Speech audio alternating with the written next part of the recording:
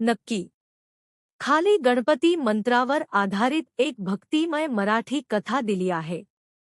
गणपती मंत्राची महिमा. एक कथा. एका छोट्याशा गावात रामू नावाचा गरीब पण श्रद्धावान तरुण राहत होता.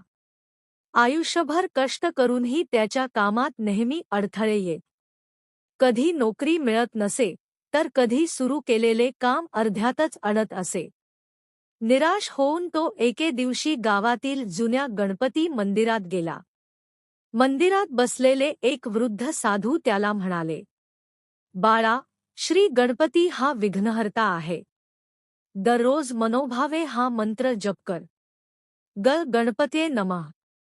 रामूने त्या दिवसापासून रोज सकाळी स्नान करून गणपतीसमोर दिवा लावून मंत्रजप सुरू केला. सुरुवातीला काहीही बदल जाणवला नाही, पण त्याची श्रद्धा ढळली नाही. हळूहळू त्याचे मन शांत होऊ लागले, आत्मविश्वास वाढू लागला.